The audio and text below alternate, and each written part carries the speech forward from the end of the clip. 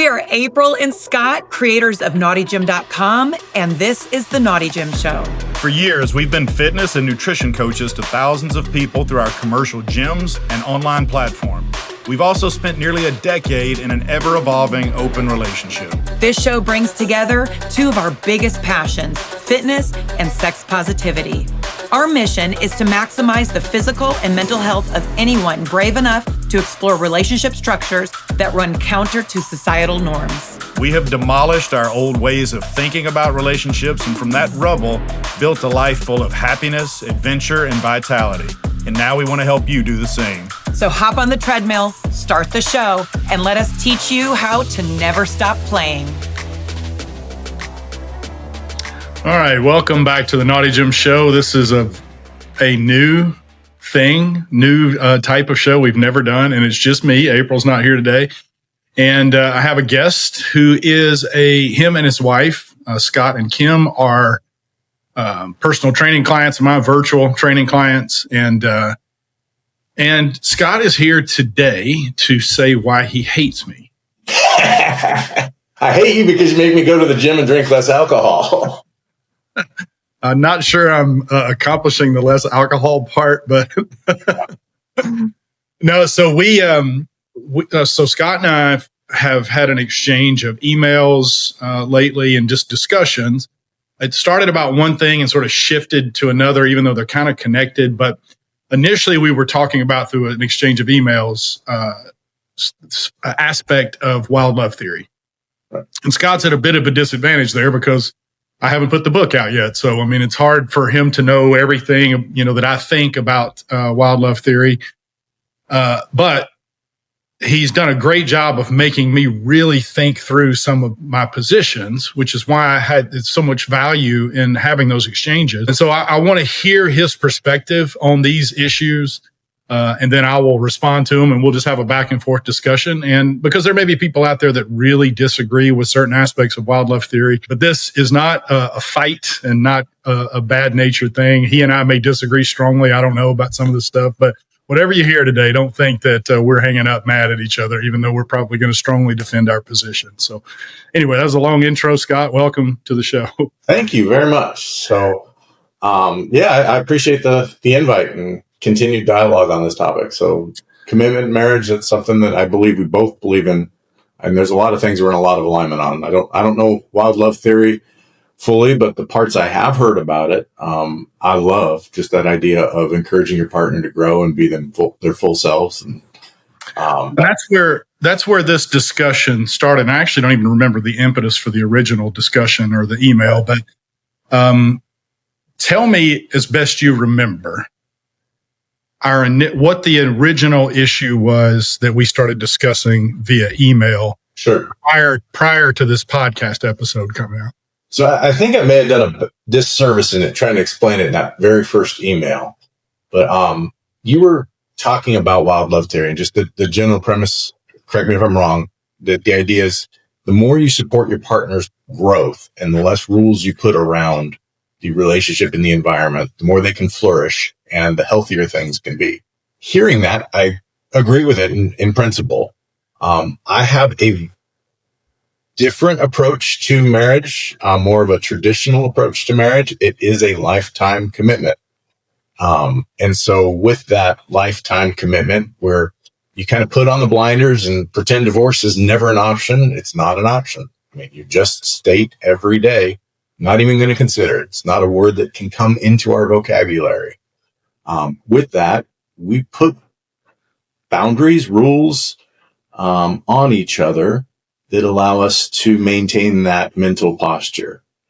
And that's something that I see is lacking in the E&M community. So as I heard more about wild love theory, I wanted to see if that could be included in it or how that note was included in wild love theory.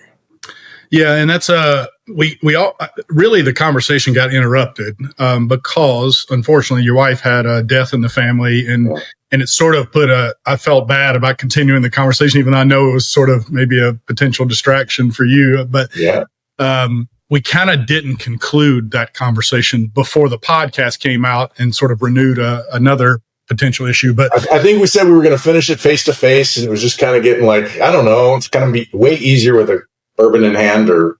Yeah, that's right. We're drinking. I'm going to get that in. Drinking water. Yeah. Oh, yeah. So yeah, I know this isn't, it's almost not a fair conversation in some sense because you hadn't gotten a chance to read the book. It's not out yet. That being said, I do want to start out by saying that wild love theory, yes, is a theory that focuses on, the theory itself is 7 words. It's maximal relational happiness requires maximal relational freedom. It doesn't say that relational happiness requires relational freedom. Right. In fact, the second chapter of my book is a story about, and you may find this interesting, but my grandparents, my maternal grandparents, I went with my cousin who was in doing some postdoctorate work in therapy. Yeah. And he was interviewing a lot of people that had been married over 50 years. Our shared grandparents were one of those couples, and they had been married 63 years. And they were still pretty spry and with it. And we met him at Captain D's to do an interview. He asked me to come along in case I could think of questions he didn't think to ask them. And as he was writing down some of their responses, I asked my grandfather what was the worst fight that they had ever gotten into. And he paused and looked really perplexed and just kind of shook his head and said, well, I don't remember us ever having a fight. Sure. Now these are 2 of the American nuclear family grandparents. Yeah. I mean, they'd raised 4 kids, all successful people, all with families of their own. To my knowledge, from them down through their children and their grandchildren and great-grandchildren, not one arrest of anybody in that entire family. A very stable family. They were very kind, very funny, just gracious people. So I had no reason not to believe him other than, well, he was about 80 years old and maybe he had forgotten. So I asked my grandmother. Yeah. I looked at her and said, all right, that Meemaw and Gandhi was their grandparents' name. I said, Meemaw, that can't be true. I know y'all have had a fight. What's he forgetting? What was the worst one? And she looked at him and looked back at me and thought, and she goes, well, I don't reckon we've ever had a fight. All right. So now everything stops. Me and my cousin are just, peppering them with this essentially same question asked 40 different ways. Okay. Did you ever slam a door? Did you, any of that stuff? Nothing. Asked my mother, my cousin's father, which was their daughter and son, and then the 2 other children, my aunt and uncle. They all said the same thing. They seemed perplexed, like they had never thought about it before, and said, yeah, growing up, we've never seen them fight, never heard them yelling behind the closed door. All evidence that we have points to a 63-year marriage, over 23,000 days, and none of them, as best we can tell, ever ended in a fight. Okay. I thought was incredible. And I kind of held this up as like this, this talisman of what a relationship should be like. Because I was on my second marriage, and if we went a week without fighting, I was impressed. We would bring it up. This has been a great week. We hadn't fought once. And here they did it for 63 years. Well, and they were happy. Sure. Now, they did not implement wild love theory in any sort of way that we might recognize, like they didn't have an open relationship, obviously. Right. He worked on the railroad and made all the money for the family. She stayed at home and took care of the kids in the home. It was a traditional setup, but they were extremely happy. So I make that point in the book to say, this is not about being happy. It's about, is there something more than the traditional happiness? Is there a level above that? Is there a black belt to their brown belt or something? Okay. So it's not about happiness in general. It's about this next level happiness. Also, it's not anti-commitment or anti-boundary or rules. In other words, I do make the case that the goal should be, if you want to maximize your partner's happiness, is to get to the point where you don't have to put any imposed rules or boundaries on them that they wouldn't otherwise choose for themselves. So if it's something like, in other words, we've talked about monogamy, for instance. Yeah. Wild love theory works fine in a monogamous relationship as long as both people genuinely want it. And it's not a situation where one partner wants monogamy and the other partner is agreeing to monogamy, even though really they would like to explore non-monogamy. That's not mutual agreement. That's one person setting a standard and the other person agreeing to it in order to maintain, the connection or whatever. Yeah. That's the type of boundaries where wild love theory is fine with. Co-agreed upon, mutually desired, because those aren't really boundaries. You can call them boundaries, and that's fine, but that's not the type we're talking about in the book. Like, you're both going to eat. You don't have to put a boundary on each other, forcing each other to eat, because you both want to eat. So that's kind of the distinction that we make in the book. So it's not anti-boundary, and it's not anti-commitment. This is an idea that's been rumbling around in my brain for a couple of years, but I never really brought it up to April until I had gotten to the point where I felt like my level of confidence in the stability of our relationship was such that I didn't have any fears anymore of letting go of the few remaining rules that I asked her to abide by. Does that make sense? No.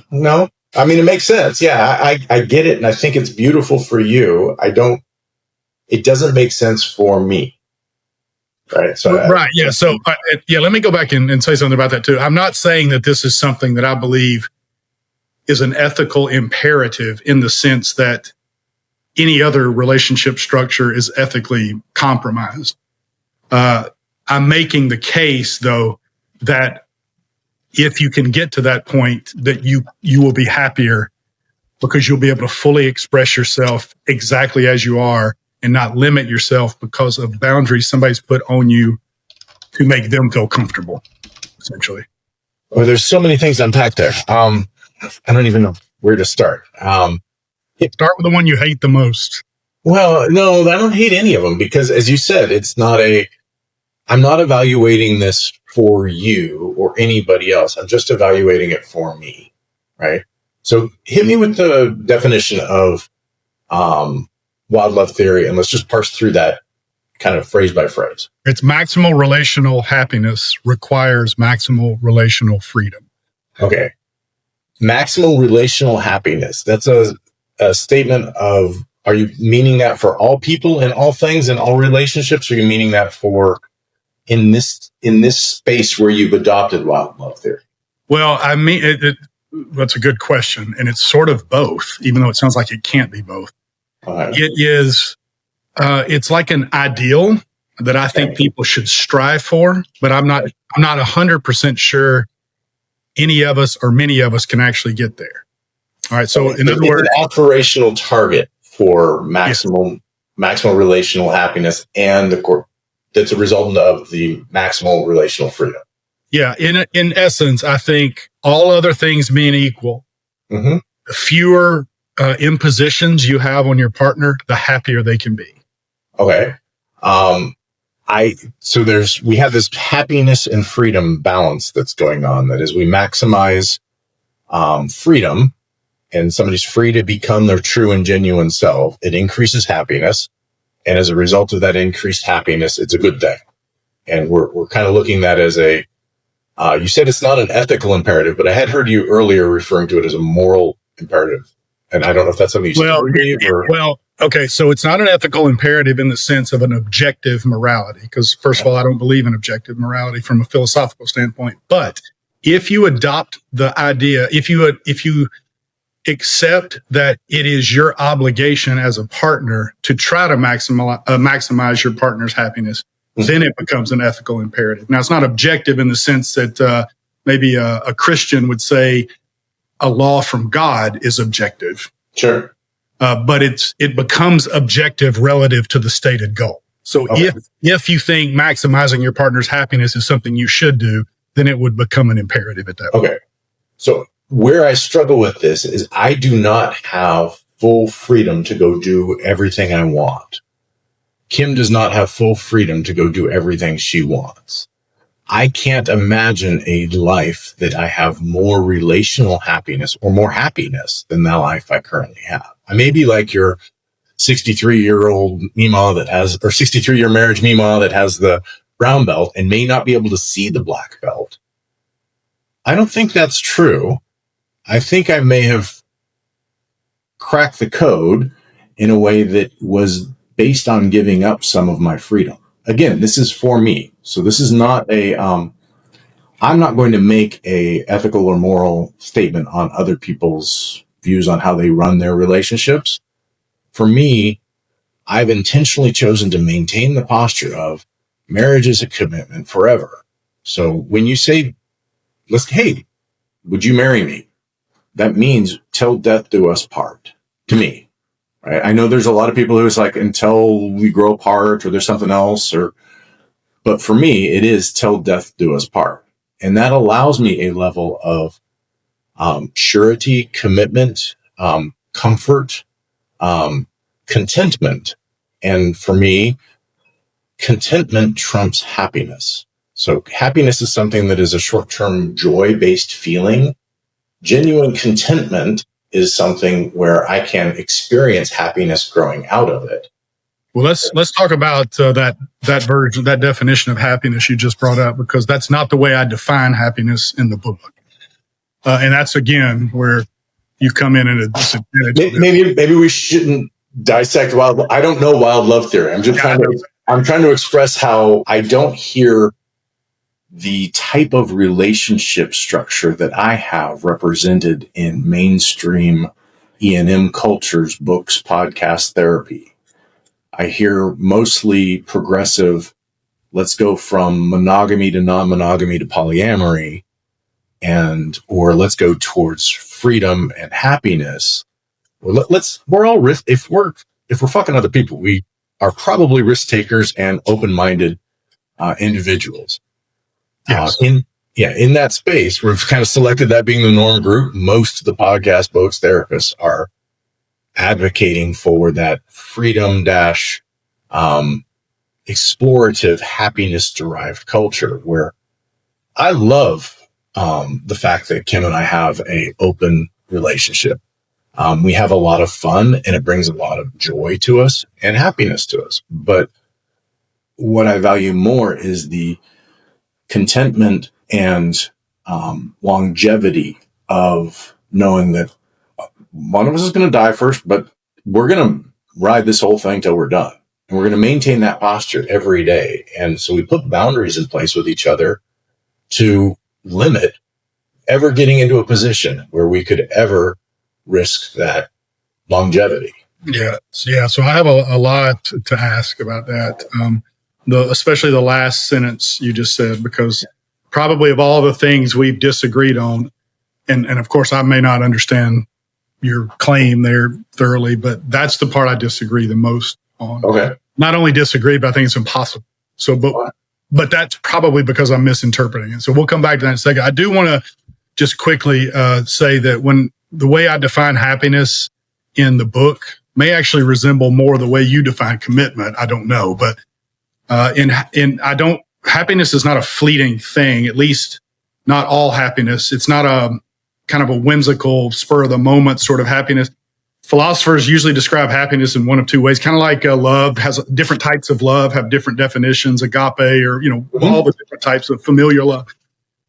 Happiness is defined in one of two ways, both being essential to what we write about in Wild Love Theory. One is the hedonistic happiness, which is more like what I think you're talking about, the sort of the more immediate satisfaction and joy in a moment, that sort of thing. But one is the eudaimonic, and I'm not even sure I pronounced that word right. It was created, I think, by Plato, but it's more of the purpose-driven life, a life built on meaning and commitment and purpose, and that happiness tends to come from one of those two places, and that in Wild Love Theory, we just merge them and call that one word of both types of happiness, happiness. Okay. And so it was you compared happiness to commitment. I was using the word contentment. I'm sorry. I meant contentment. Okay. That's my fault. Yeah. And it may not be, but I just wanted to point out that happiness, as we define it in Wild Love Theory, is not just the hedonistic version. It's also the eudaimonic. And this is the way philosophers tend to talk about happiness too. Say full happiness usually comes through one of two of those things. And the happier person is the person that seems to be able to maximize both. Okay. So if every time I hear you say the word happiness, I transpose that with the word contentment, that's good. Well, I think it sounds more like the way you sound. I don't know that it would be exactly equivalent to contentment, because I think contentment sometimes can inhibit growth. Okay, it can. I'm definitely advocating inhibiting growth compared to what you're talking about. Yeah. So I just wanted to point that out, so we didn't have to come back to that version of happiness. But So yeah, I do want to ask. I think of happiness meaning transient joy, excitement, flirtation, the spark, the new relationship energy, and contentment being kind of that enduring peace, security, stability, those sorts of things. Well, then and that may be more of the eudaimonic happiness. And again, we just try to merge those into one. I think you need both. And I think that based off the conversations you and I have had, you think we need both of those too. You may be defining contentment in the same way I'm defining that other type of happiness. I think it's that I get to a greater level of happiness based on knowing that I have a commitment and contentment and a sense of, I don't have to fear saying anything to Kim. There's nothing I can tell her or ask her to do or explore with her where I have to worry about losing the relationship, or I may propose something that may cause harm and she'll say, that's a dumb idea. Don't do that, you idiot.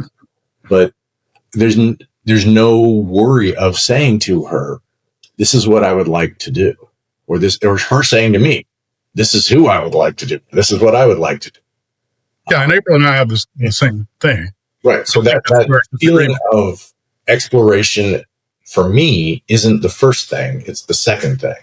For me, it is having that commitment and contentment drives the safety to do the exploration versus encouraging the exploration to drive the happiness or contentment. Well, but I'm not making that claim.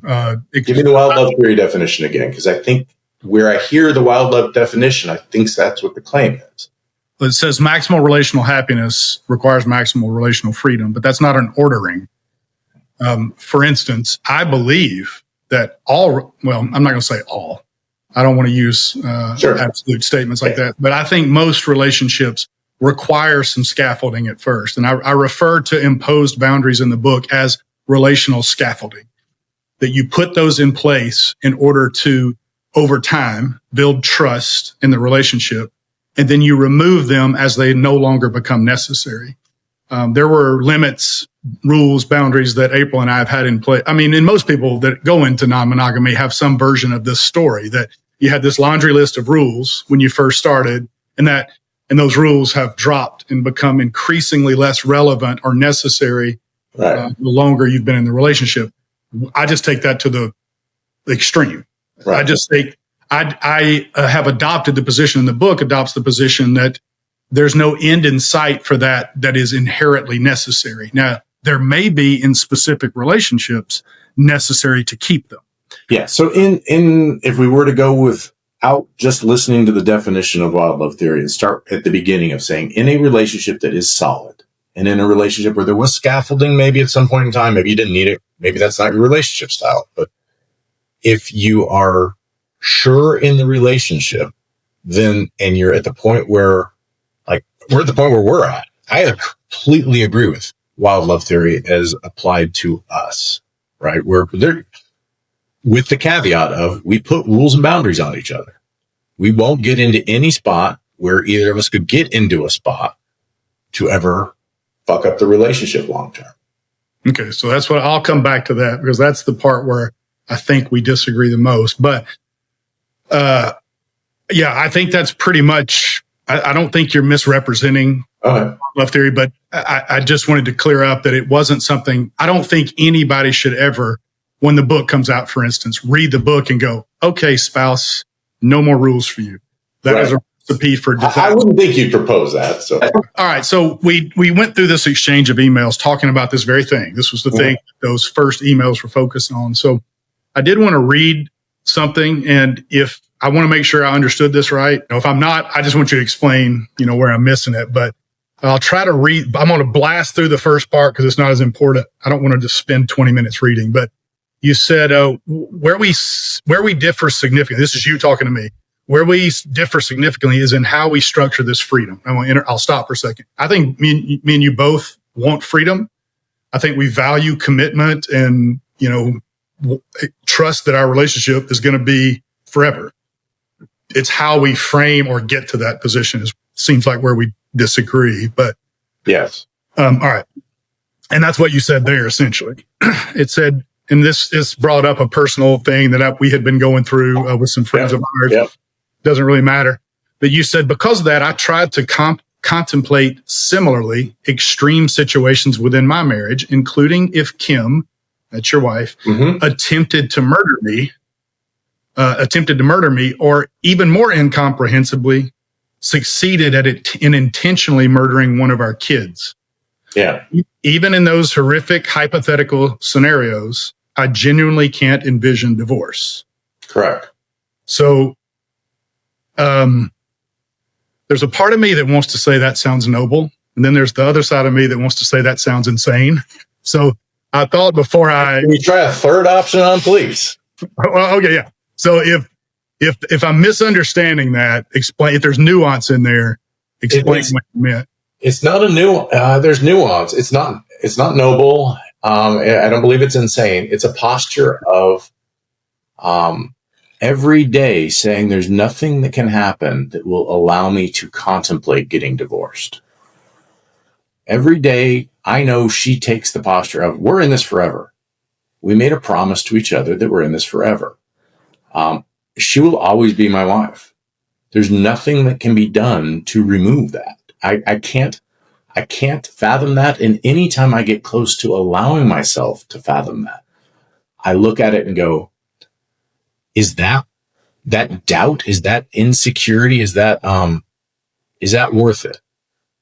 Is exploring that worth it? So, we've been married over 30 years, and there've been plenty of times where we've been in shit. I mean, there've been years, decade, there long times where we weren't getting along, or things weren't going rosy, right? Happens to be things are going pretty rosy right now, but, during those times, anytime I would start even allowing the hint of doubt to move in, I could see how quickly that could fester. I could see how quickly that would allow me to move into a spot of doing things that would cause problems. So knowing that I maintain that posture in every moment of every day, that I won't allow the doubt to enter, right, allowed me to never get to the point where I had to doubt. So do you mean if she were to murder one of your, I know this is like literally, if she were to murder one of the kids, there's a I said this to her once. This is probably not appropriate for the podcast. She'll kill me for saying this. I said, I can more easily imagine murdering you than I can divorcing you.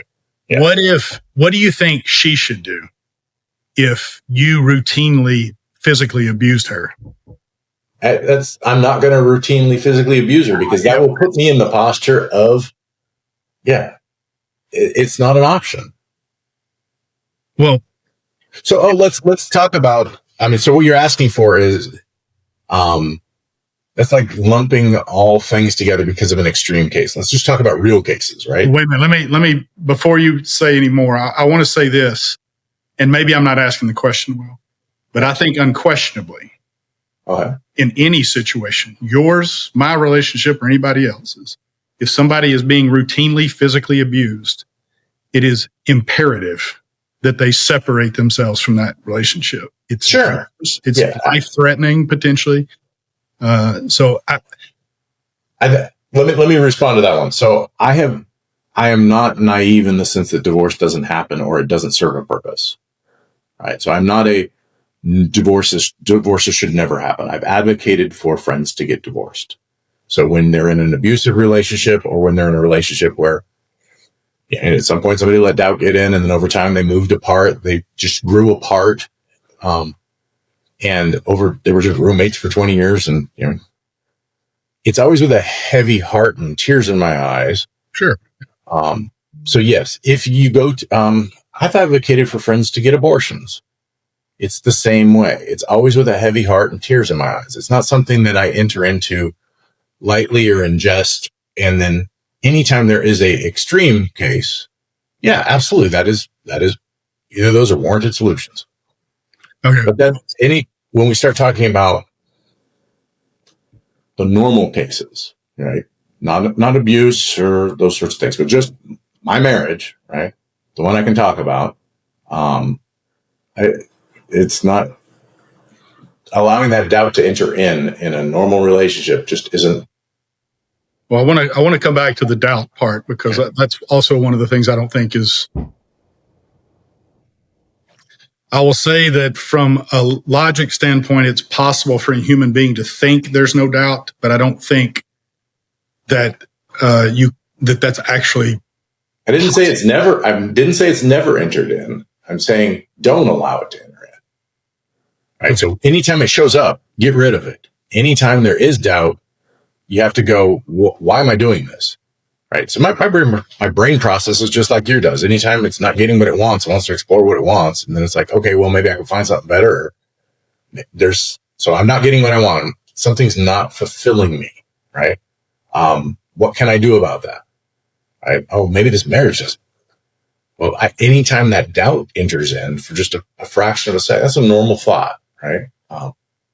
Is it normal, or can you prevent it?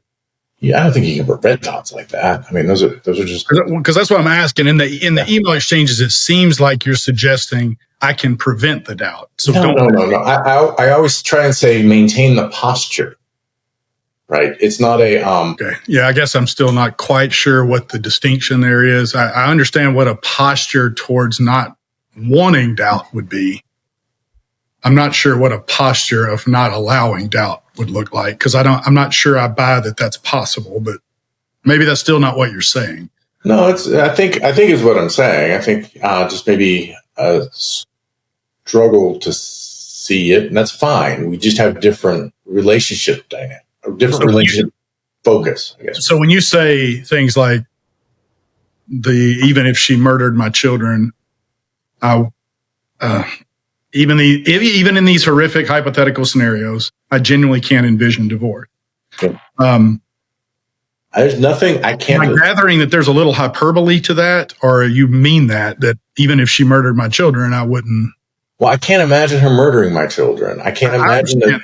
Yeah, so we're taking it to extremes, right? I'm trying to come up with the most violent, disturbing thing that I could ever think of, apply it to Kim, and then go, even in that environment, can I see getting divorced? No.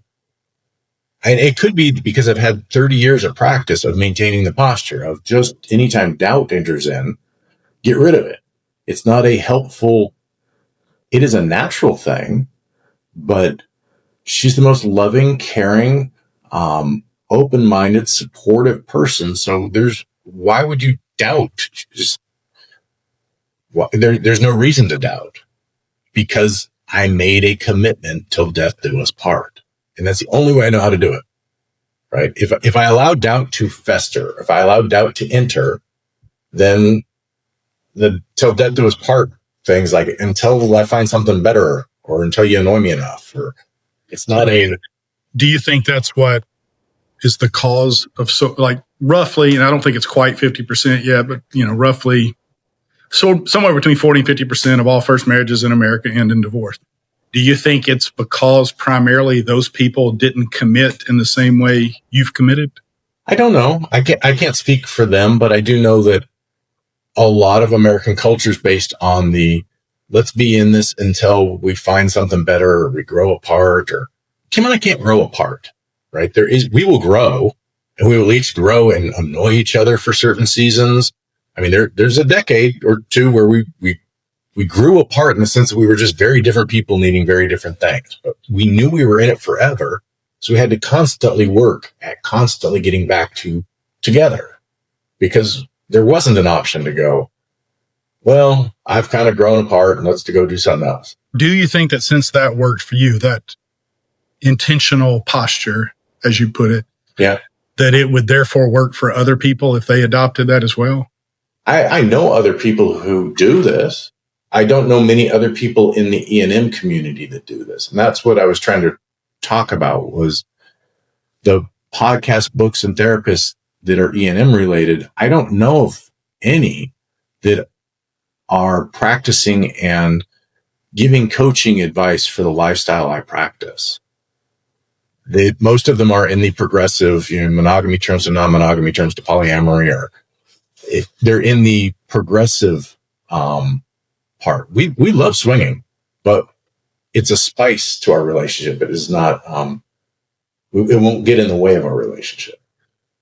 Well, I'll come back to that too. I don't know that I would agree that most E&M therapists view it as monogamy turns into non-monogamy, turns into polyamory, or even advocate for that. But I do understand that some people perceive it as like this evolutionary line. We have preached against that. I think wherever you're at is where you're at, and there's no better or worse. We've only had two couples therapists to help us through E&M stuff, and both of them were they recommended books and things that were definitely on the continuum of. I'm like, could you just give me one E&M book that doesn't have the word polyamory in it? And I don't want to sound like I'm anti-poly or any of those things. I'm just saying my relationship is this way, and I'd love it if it were represented it's overrepresented in the mainstream therapy. I think we can agree on that. Yeah. My approach to marriage is like, you go talk to a church-based marriage counselor, you're probably going to get something like mine, other than when we say, well, we like fucking other people. Their head would pop off. You said our relationship with E&M partners are bounded for two reasons. Firstly, Kim and I aren't drawn to falling in love with or overly entangled with others. Yeah. Neither of us is truly polyamorous by nature. This is more of a preference, right? So this goes to what we were just talking about with polyamory. Yeah. Secondly, we hold a firm boundary never to engage in anything that could disrupt or diminish our lifelong commitments. All right. Now, this is the part I have the biggest problem with, I think. We maintain a boundary of never getting us into a position that would get us into a position to do that. I forgot. It's important to say not just that we wouldn't do that, if we don't get into a position that would allow us to get into a position to do that. We'll go to the first part first. We said we aren't drawn to falling in love with or overly entangled with others. Neither of us is truly polyamorous by nature. Sure. Then why the restriction? If it's not something you want anyway, why would you put a restrict? Like, in other words, April doesn't have to put a restriction on me not to eat licorice. Right. I don't want licorice. So right. We're not drawn to it, but we won't get anywhere close to getting close to it either. As I was saying, the second one needed that modifier. The first one is we're not drawn. It's not something that either of us are drawn to. Kim, I don't want to speak for her, but I'm less drawn to the idea of deep infatuation with somebody else, or even mild infatuation with somebody else. I don't mind like the flirting and the spark and those sorts of things. And I love the connection and the extra energy, but I'm not really drawn to having deep, meaningful relationships with someone. So you distinguish somewhere connection, energy, and flirting. It's so hard to get all the words around the word love. You know, because I love chocolate, I love my wife. It's too complicated. I agree. At least with the definitional thing is impossible to do. I mean, look, you go to 20 different dictionaries and look up the word love, you're going to get 20 different versions of the definition. That spark, flirtation, and infatuation, we both love that, right? But when we're talking about the bonding energy that is persistent and persistent across years, that kind of bonding energy, we're not drawn to that with other people. Now, there's couples that will date as couples for extended period of time, and we genuinely care for them as friends, and sex is good, but it's not something that we're drawn to. I'm not drawn to her as somebody I want to bond with and get a mortgage with. Yeah, but those are two different things. Totally, I agree with the first one. I'm sorry, I agree with the second one, at least for our relationship. I'm not sure I even understand the first one. Okay. You say it's not like you said you've been or have been open to or have dated people for an extended period of time. Sure. But you say not get bonded with. What do you mean specifically by that? That's super hard because it's into a spot where I could see a future with that person, or not even see a future with that person. Get into a spot where I could get close to seeing that. As soon as if we get this far into a relationship with somebody else, we always have to try to have a conversation with all four of us where Kim and I need to be very clear with our expectation, our boundary there, which is if one of us ever catches feelings for either one of you, we're going to call this off immediately. When you say catching feelings, what do you mean? Because I gave a speech about this once and I said, I hate that phrase more than anything in non-monogamy because I don't believe it's possible. I don't believe you can have sex without catching feelings of some sort. Now, it may be the degree to which you're talking about catching feelings. Right. And that gets us into a gray area. This is back to that. I love chocolate. I love my wife. Right. It's subjective and we know what it means. Right. We have I know what it feels like when it happens. And I know when it happens, how to say, hey, it's happening. I'm drawn to that person and there's something starting to go there. And I have that commitment with Kim where I can tell her anything. And so we'll just kill the relationship at that point. Yeah. And I understand that. Like, for instance, April and I have discussed, although we haven't really done it, the possibility of separate dating. Okay. And so I could imagine in a scenario like that, she starts seeing a guy with some regularity and I'm trying to get her to watch a movie with me at home one night and she's constantly texting. Yeah. You know, I can imagine scenarios like that where it would be problematic, but I also can't imagine having sex with somebody that I can't even imagine having sex with somebody that I hadn't already caught feelings for, depending on what you mean by catch feelings. Yeah. And that's where we're different feelings. If I didn't have feelings for the person, I wouldn't have sex with them. Right. Mm-hmm. I'm sure I've had sex with somebody I didn't have feelings for. I'm not going to pretend that that's never happened. But we can have the whole take one for the team conversation at another point. But the feelings I'm talking about right now are that deep romantic thing. What you talked about there with the story with April is, so love's unlimited, right? So polyperson will tell you, why would you want to limit love? April can go love that other guy. He can love you. Love is an unlimited resource. I love both of my two kids the same amount, right? It's not like just because I love my son, I don't also love my daughter an infinite amount. Right. Time and energy have finite resources. Yeah, right? I agree. So when April's texting that other guy and you're not getting the time and energy, that's where the conflict starts happening. And so we won't get into a spot where I am drawn to somebody where it could ever get to the spot where we take away time and energy that's around the loving nurturing of Kim. Well, I agree with that. But let's take that example because this is a good one, I think. We'll see. Let's say April starts dating some guy. Let's say you and April. No, that was bad because you wouldn't do that. Yeah, let's say she's dating some guy and we're trying, and I'm like, I've been wanting to watch this movie. It's Wednesday night. We don't have anything going on Thursday. Let's watch this movie. And we get in the middle of it and 10 minutes into it, she's texting. Sure. The Rock. Right. Yeah. No, let's not do that because I couldn't blame her for that one. Some guy, right? Yeah. Yep. Here's where I struggle. I feel exactly the way you do about that, I think, for the most part. But I also feel like that's a shortcoming on my part that I hope to overcome one day, but I'm not sure I ever will be. I'm human. I have mistakes. But what I would not want to do is say, I love this woman unconditionally. I love her just the way she is. Yeah. I love everything about her, her wants, her desires, her needs, her faults, her insecurity, all these things. But I want to change her this way. And that's Don't text that guy while I'm watching a movie. Right. So I struggle with that because I know that I would feel some sense of jealousy or whatever, not being her. Right. Yep. You know, I wanted this. I had this movie planned. I want to watch it with you. I would get in my feels about that. Right. But I also feel like that if she stopped and actually would rather be texting during that moment while she's watching that movie with me, that if she stopped, I'm now in love with not quite the version of her who she truly is. Okay. Yeah. So what are your thoughts about that? Yeah, there's a couple things to unpack there. So it's happened to Kim and I, right? We sit down, we're going to watch a movie.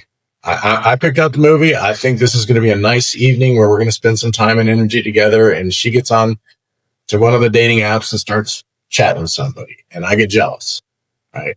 And I get butthurt and sulky for a bit. And then I tell her, stop. I don't like that. You're supposed to watch the movie with me. I'm important, blah, blah, blah, right? That was my jealousy that was happening there. It was also her failure I'd communicated up front that this was important to me. And this was a time that I set aside for us to do something. So she was causing harm. So it was a jealousy thing. So I can't negate the fact that I was being immature and jealous. I don't want to say jealousy is immature. Jealousy is a natural thing. Yeah, I was being jealous, but that's my problem, not her problem. I shouldn't limit her behavior just because I'm being jealous, right? Okay. The fact that she was causing harm, probably unintentionally because she forgot because I picked out a dumb movie that she doesn't like. She just lost track of what she was doing, right? That was a problem that she should own, right? If I'd communicated up front, this is our time. This is something I want. It's important to me. And she chose to ignore that and cause harm. Don't do that. So our only sexual boundary with each other is be your full sexual self and don't cause harm. Be your full sexual self. I'm going to reword it a bit. Okay. Be your full sexual self as long as it doesn't bother me. No, as long as it doesn't cause harm. Because jealousy bothers me. That's not her problem. That's my problem. Right. In that scenario, there were two errors. My jealousy, which was my problem, not her problem. So I should just shut up about it and deal with it on my own. Or I should communicate it to her, but if I shouldn't interrupt her. The other problem was I'd communicated up front. This is our time. It's important to me. And she chose to ignore that and go do her own thing, causing harm. Okay. Well, when you say harm. Yeah. So let's take. The harm was the deprioritization. Jealousy is one thing, but she could do things that would cause other emotions as well. Yeah. So I will reword it and say, you're free to do whatever you want as long as it doesn't cause me discomfort. No, because discomfort's fine. Jealousy, insecurity, discomfort, those are things that she can do those. I prefer not to, and depending on the day, it may be harmful. But, right? But she should stop. She should intuit that it's harmful. Well, we need to have a conversation. So let's say hall passes, right? So there are days where hall passes are okay. That's in y'all's relationship you're talking about? Yes, in our relationship. Yeah. Okay. There are days what do you mean by hall pass? Just curious. She can go have sex with somebody else. Okay. Right. So there are days where she has just like she's picked out some guy at Hito, and I'm like, yeah, go for it. You got a hall pass. Just kind of go do whatever you want today. I'm in a good mental state today. We're in a healthy relationship spot. There's going to be no harm done. Thanks for checking in. Have a blast. Right. There are other days where she's like, oh, did you see that guy at the pool? And I'm like, I got a headache. I don't want to do anything tonight. She's like, well, what do you think about a hall pass? And I'd be like, we've been fighting for 3 days. We're in a bad spot in our relationship. You go do that right now. It's good. It's going to cause the jealousy or insecurity, and it's going to cause some harm and stress that's not warranted right now. If she chose to go do that anyway, right, she would be being her full sexual self while causing harm. Well, I guess I struggle with the causing harm part. Are you saying that because of her actions, you got jealous, therefore she was causing harm? Because of her actions, I got jealous. Either way, in an environment that it's caused harm or doesn't cause harm, same scenario, right? It's the environment. Is today a day that we are in a good relationship or in a bad relationship today? Right? So that's what caused the harm. I'm not sure I'm following. All right. So Sunday, she was telling me about this guy that she really, really likes and got super excited about it. You see the smirk on her face and all that kind of stuff. And it was. Wait a minute, is this a real scenario, by the way? It was a real scenario, yes. It was Sunday. She was excited. And I'm like, in that moment, if she'd said, hey, we're supposed to go to dinner with them, but something happened. I don't remember what it was. And if she'd said, hey, would you mind if I just call him in for a hall pass? And, can I go have sex with him one-on-one? Or he was married? He's married, and she has the opposite of, what's it called when they're hot husbanding? Her partner's into conversion around him going out. Okay. One-on-one play. I would have been 100%, babe. Go have fun. Knock your socks off. There's no harm. We're in a great phase in our relationship. No harm. 2 weeks ago, her mom had passed. The week before, we'd been bickering with each other. We were supposed to be doing a kind of reconnect thing the day her mom passed. So we never even got to do our reconnect thing. She comes home from the funeral. We just dealt through the stress. We hadn't really done the reconnect thing. If she'd said on that day, hey, I want to go smash that guy, what do you think? Right? I would have jealousy either way, right? I get the jealousy insecurity thing when she goes off and does her thing. It's every time or almost every time? Every time. The story I use is it's like getting locked in the basement in the dark. The first time it was terrifying. Each time after that, it's a little easier. And now it's like, okay, I've been in the basement before. It's fine. Right. That jealousy insecurity thing it's real. Yeah. So I would have had it either way. Right. So my resultant jealousy insecurity is going to happen. Right. Her behavior is going to happen in either one of these scenarios. But in one scenario, there was harm caused. And in the other scenario, there was not harm caused. So if your jealousy, so the jealousy isn't the harm? No. Then what was the harm? The harm is the stress in the relationship. The negative. So if I'm feeling jealous and she goes off and smashes a guy and we've been fighting, all three of those things together is going to cause some more stress in our relationship. It's going to harm the relationship. But the jealousy isn't the issue. I don't think you can get rid of jealousy. I think it's just going to naturally happen. Well, and the only reason I ask that is because you keep saying there's jealousy. Yeah, I was just trying. That's like the lighter on the fire. It's just the thing that happened. Okay. So you feel like in those situations, I'm assuming then that her actions would be unethical. Oh, she went off. In other words, if she wanted to do that, she would be being. This sounds. Yeah, she wouldn't have my because our boundary that we've established and consented to is go be your full sexual self. Just don't cause harm. In that case, she'd be causing harm. So she'd be doing a boundary violation. And if she's doing a boundary violation intentionally, that would be unethical behavior. What if it was accidental?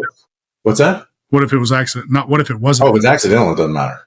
I mean, if it's just like, I thought you were in a good spot and I thought everything was all cool and I thought we were doing great. And what do you mean we're not doing great? So in the situation you just outlined, yeah, I agree. If somebody does something intentionally to cause harm, I don't care what scenario you construct around it. I think that's unethical. Yeah.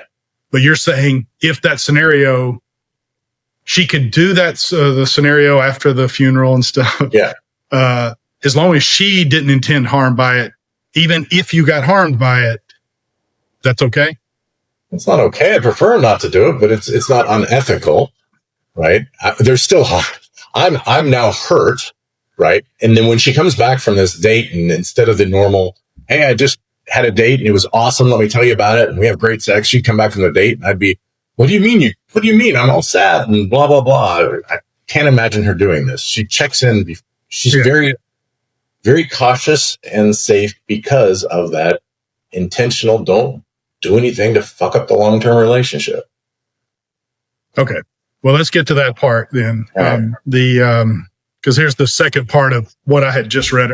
I started to read a minute ago in that same email. Secondly, we hold a firm boundary never to engage in anything that could disrupt or diminish our lifelong commitment. Yeah. Okay. I think in principle, I agree with this, except this is where my autism potentially kicks in, is I take the words at face value and I get very, I resist anytime I see, and you hear this in therapy a lot too, where it says, secondly, we hold a firm boundary never to engage in anything that could disrupt or diminish our lifelong commitment. Now, that's the part I don't think is really possible. I don't think that that's possible even going to the grocery store. I mean, I think I could envision a scenario where I'm willing to bet that she could go to the grocery store, calamity ensued, and you divorce her. Now, you may disagree with that, but I don't feel like there's any such thing as certainty in relationship. Okay. We can feel close to certain. I think I feel that. Yeah. I fully expect to die in a rocking chair on my porch with April. Okay. In fact, if I didn't, I would never have been able to feel at least moderately comfortable telling her no more boundaries from me. And while I agree you shouldn't knowingly do things that are about to harm harm your relationship. I don't believe that you can put boundaries in place that make that any sort of certainty. And that may not be what you're saying. So I just want to get some clarity on that part of the email. Right. It's maintaining that mental posture of that.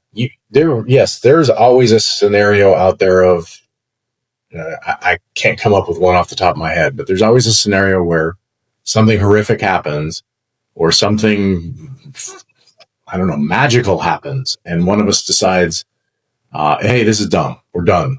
It's over. I don't entertain it. She doesn't entertain it. And we've had 30 years of practicing not allowing that to be something we entertain. So say that again. Sorry. I wasn't I thought I was following, and then you seemed like you shifted gears at the end there. So we don't entertain that thought. What thought? The thought of what happens if she goes to the grocery store and runs into some really hot dude, or what happens if I fall in love with the secretary at work, or what, all those different things that could happen. We don't entertain those thoughts, even when not the fanciful ones, but the doubt that creeps in with, okay, I'll share the story of the time I got closest to having genuine doubt. There was 10 years in our marriage where we had a severe libido mismatch. So she was doing menopause and brain fog, and we had kids, and there was a severe libido mismatch. I was also horny as all get out. I was probably in the best shape I've ever been in. And so the testosterone was through the roof. I could fuck anything, anytime I was horny. Right. And so 10 years of me constantly saying, I need sex got tiresome. It got frustratingly tiresome and painful, to the point where I'm like, I can't imagine doing this for another, I don't know how long we're going to live, 40 years.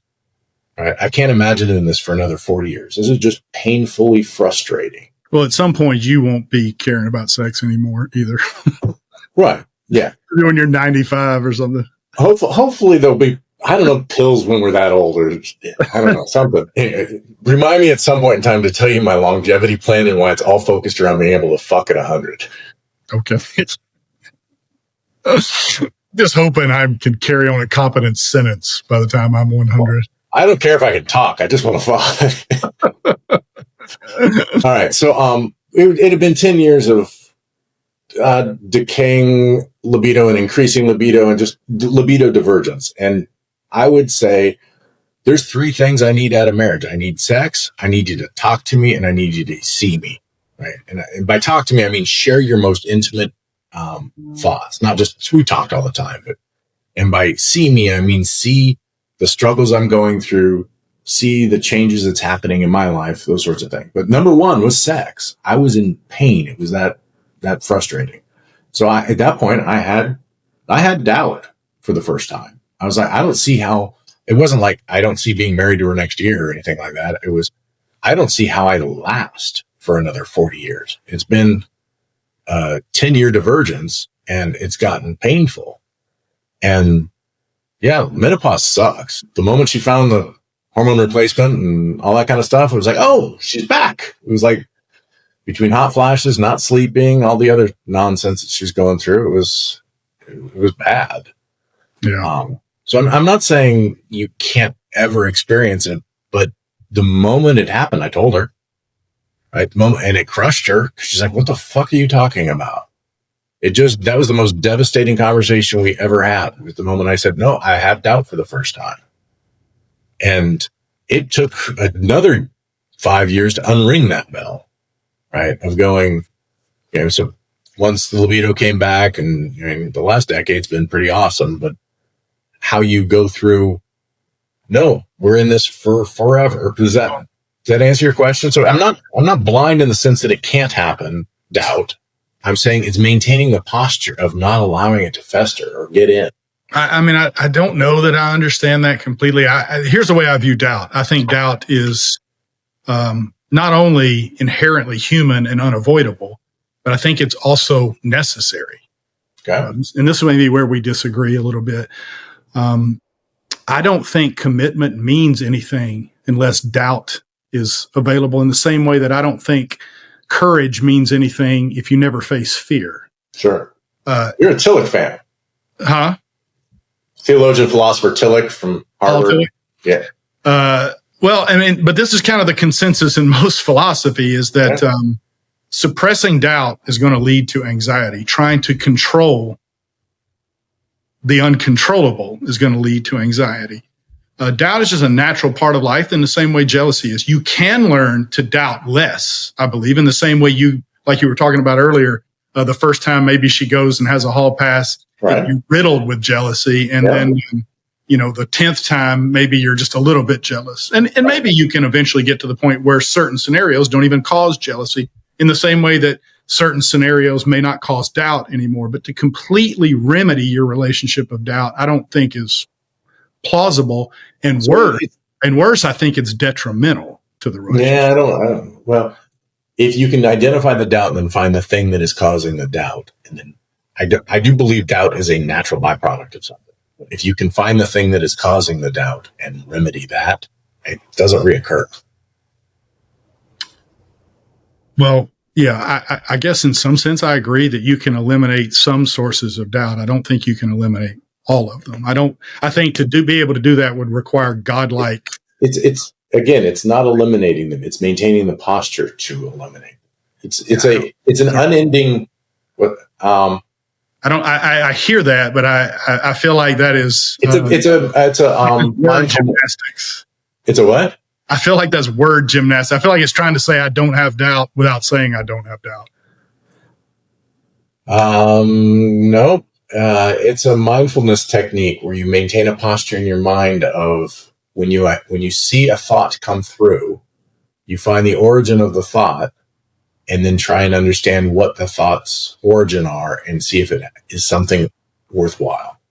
So I agree totally with that. So maintaining a posture in my mind of when I see a doubt, right? Maintaining, okay, what is the origin of that doubt? Why is it there? Is it an irrational feeling or is it a logical thought? If it's a logical thought, what can I do to remedy the situation? If it is an irrational feeling, why am I having that irrational feeling right now? And can I identify it as an irrational feeling? If there were some sense of a doubt and it was logical, like you just said, yep. Is your answer to, in order to remove those doubts, is to impose a boundary on your spouse? That's maybe. So in the environment where it was logical, I was in pain because we had a libido mismatch and the doubt had started growing, and I noticed it as a logical response to a painful environment. And I communicated to her this doubt, and her response was, okay, well, fine, we can have more sex. But that's not what I'm looking for. I'm looking for a connection as well. Is it a boundary? I guess, kind of, but it's more of I don't know. That's a hard question. Depends on each one.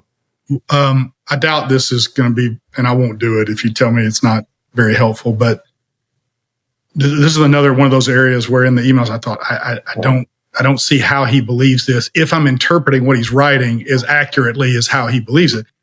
And I pulled up all of these quotes from philosophers about doubt is not only unavoidable, but it's actually necessary for faith and a commitment.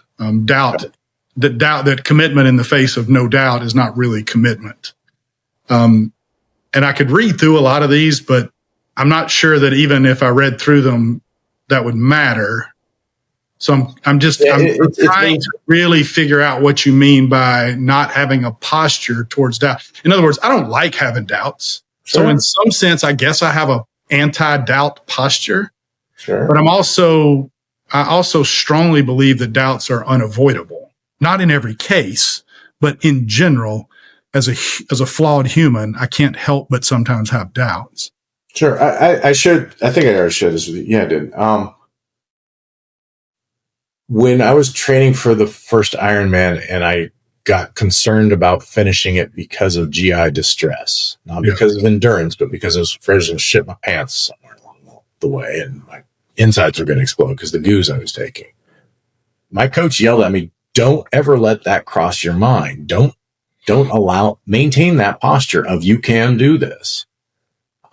It's not did it cross my mind? Fuck yeah. Right. But it's as soon as it crosses my mind, as soon as I see that thought, taking the mindfulness and going, okay, that's just a thought. What is the cause of that doubt?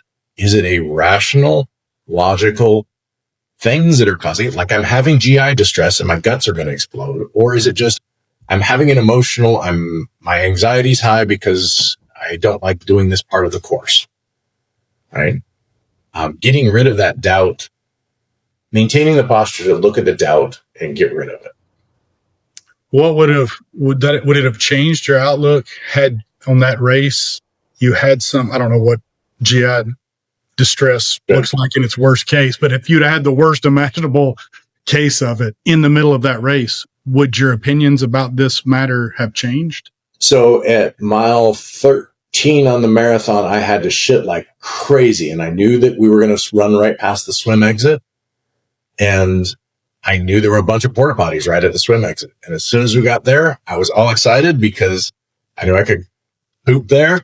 I get up to them. They're all zip tied. And I asked one of the sport people, why are these all zip tied? Well, they're all full. And so, at that moment I had doubt, right? I learned two things. One is when a porta potty is full, they're full. And the other one is I'm stronger than a zip tie. Okay. So it wasn't a situation where that GI distress could have physically, regardless of willpower, prevented a person from finishing the race?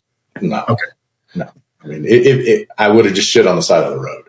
Yeah, but I agree with that. I don't feel like that's what we're talking about. But again, that could just be because I'm misunderstanding what you mean by a posture of not allowing in doubt. Because are you saying that in that race, are you saying meditate much or? Oh, say that again. Do you do much mindfulness stuff, meditate much or anything like that? Not in the traditional sense. This is an embarrassing thing that I've told several people before, but my centering is to go sit in the bathtub for about 3 hours. Okay. Sounds crazy to people, but I actually do it in a way I let the water. So once I get the water up where I want it, then I let it drip real slowly. And it's that constant sound of the dripping water, almost like sitting by a running river or something, zones me out. If I need to get, say, a project done, right, at limited time, I'll go into the bathtub because nothing focuses me more than that water, the noise of the dripping water. I call that meditation. I don't know if that's a good relaxation meditation. I'm talking about like a vipassana where you're focused on your thoughts. You're really focused on your breath, and that's only a distraction to try and get you not to see your thoughts, which causes you to actually see your thoughts. As soon as you're focused on something else, you can actually see these thoughts that are coming in. You develop the skills to go, I can see a thought as it is emerging. And so in that environment, when you see things like doubt, jealousy, insecurity, you can then explore them at a layer deeper and go, that's just not something I want to have in my life. And so when it emerges, you can see it and go, oh, I've dealt with this before. It's not helpful. Or this is a new one. I haven't dealt with this version of doubt before, right? You hit cold over the side of the head with a new one. So go sit still for 15 minutes, meditate, figure out what that doubt's caused by. But are you still saying that all doubt is unavoidable if I'm saying handled in that way?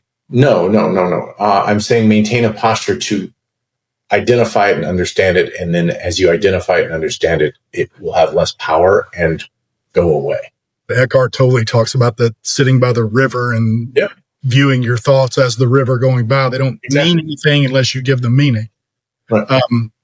I guess my concern is that, what happens when doubt does creep in? If you're saying that no doubt can creep in with me, I'm saying you maintain a posture that you don't allow it. When it happens, you explore it and then get rid of it. Or you say don't allow it, but then it happens. You're not saying that the posture of not allowing it doesn't prevent it from happening?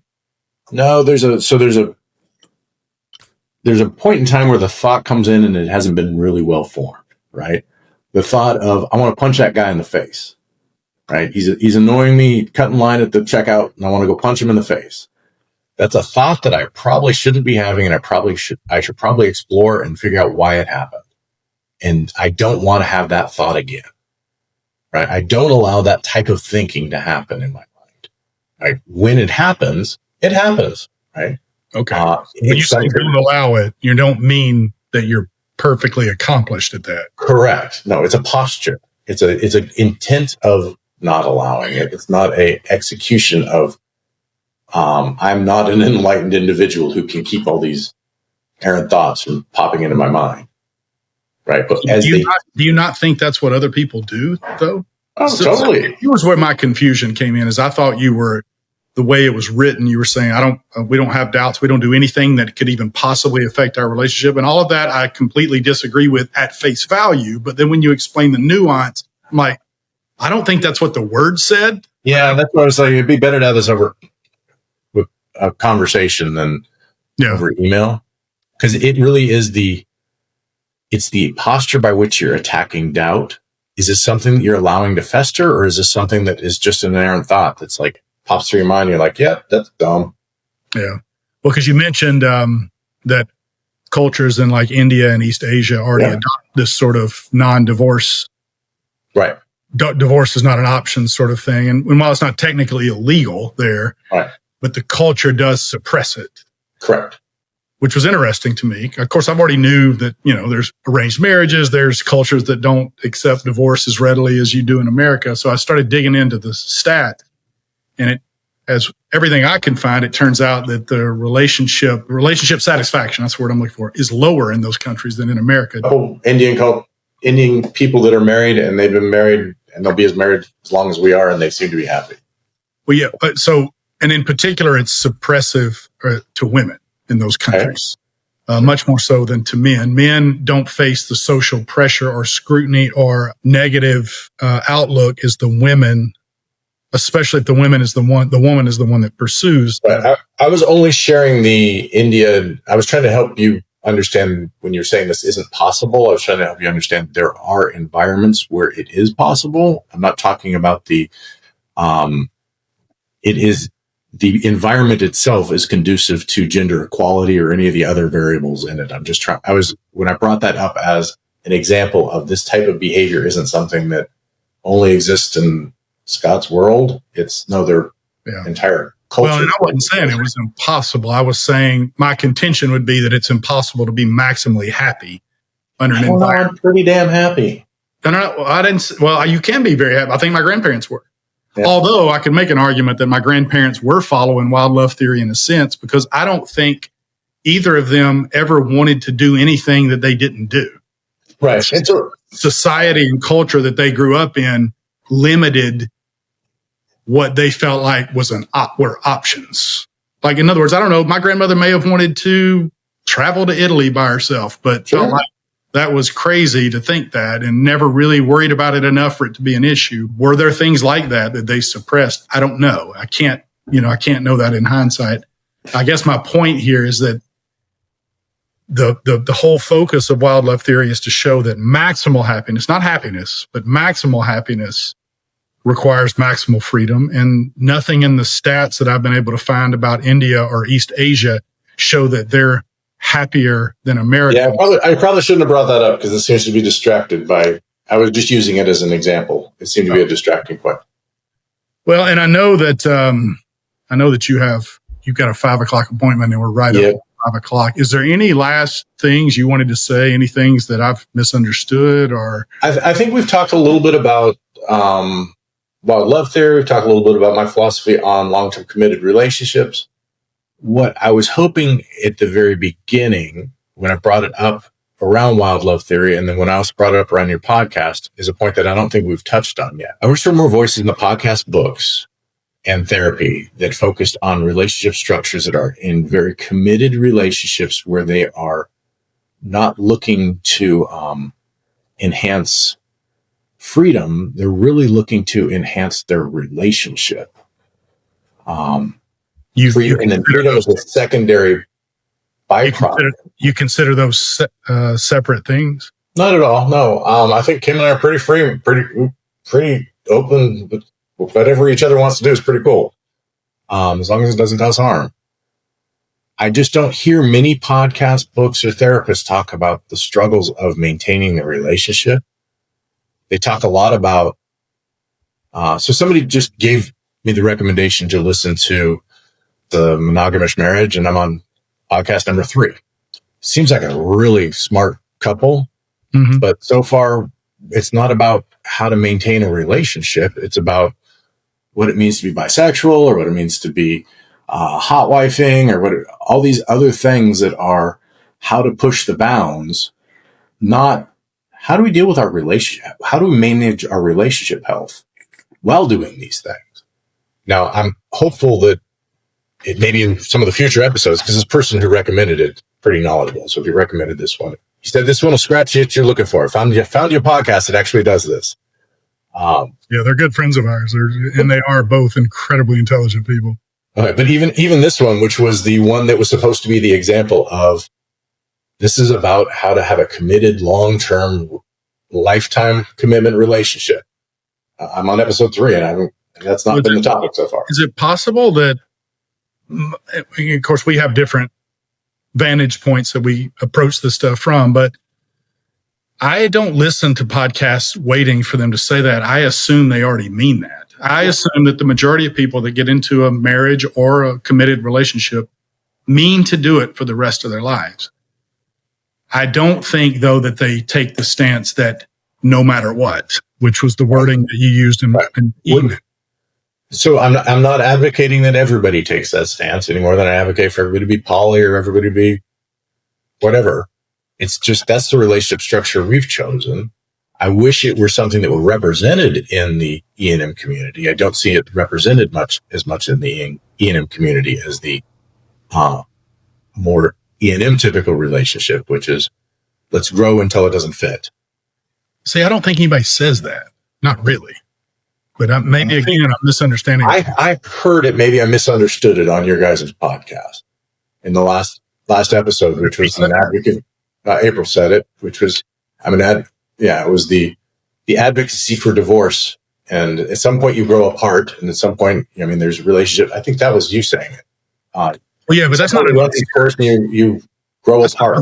That's not something we think is inherent to every relationship, but we do think, because of where we've grown up, we've seen these relationships. Hell, my mom and dad had one. They stayed together longer than I think they should have. It was obvious that relationship was dead. Now, that is not the same as saying I think it was impossible to fix it. But what I don't think is something I would advocate for is try to fix it regardless. Okay, I'm of the advocate. Try to, unless there's abuse or something toxic in it. If it's just like, if we've had a libido mismatch for 10 years, I'd say try and fix it regardless. Well, I don't agree with the fix it regardless thing, but because the fact that it worked in your case, I realize informs your perspective. There's no way around that.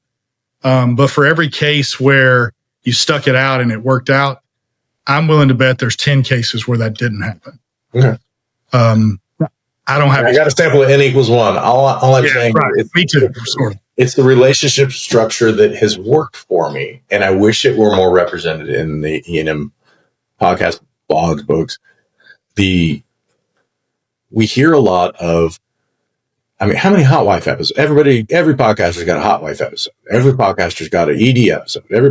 How many of them have a nonviolent communication episode or a attachment styles and a let's work on our marriage episode, and let's work on making this thing work while we're also fucking other people? Monogamous marriage definitely has all the attachment theory. They have. Cool. I just only got to episode 3, so yeah. Shout out to them. They do a pretty thorough job in one of their episodes talking about those things. I think that my perception is that most podcasters. First of all, I agree with you to some extent. I think, and maybe we should do a better episode, even though we feel woefully unqualified to do it. How do you maintain a solid relationship while you're doing this non-monogamy stuff?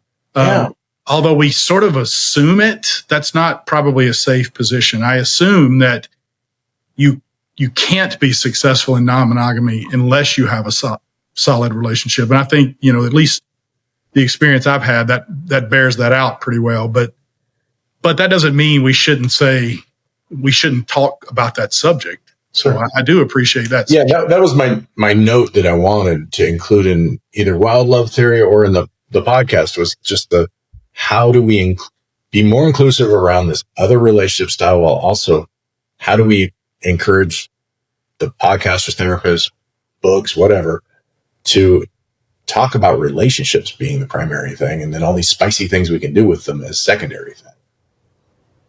Well, yeah. Now I feel like we do that to some extent, because for us, sex has never been the primary driver of this. We are not in it for, we're not demeaning this, but we say it all the time. We're not in it for sport fucking or transactional sex. And we're very, very selective, not because we think we're better than anybody else, but because that's just what works for us. And, we might have sex with two people in a year. I got to talk about the benefits of the other end of that spectrum too. Well, we started that way. Yeah. Like I know we had one trip in Antigua where I don't know how many different experiences we had that week, but it's never felt as good to us as the more deeply connected experience has. Yeah. It's like steak. Even a bad's pretty good, but for us, when it's cooked well and marinated over time, it seems to turn out better for us. But that's a taste difference. Right. I'm not saying one of those versions is better than the other. But we don't focus on our podcast on the sexual aspect of non-monogamy. And that's one of the things I've loved your guys' podcast. I think it's one of the most better research. You guys obviously come to it prepared to have the conversation, and it is a meaningful conversation around good topics. So don't take this as a damnation of everything. And it sounds like I got to go.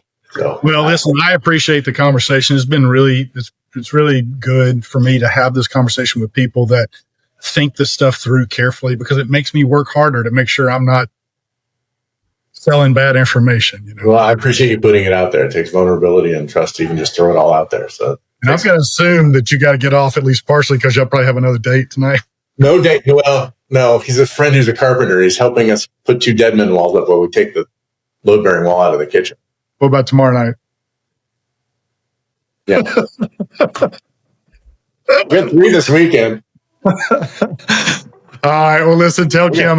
Coming here again too. Tell Kim I said hey. Dinner. All right.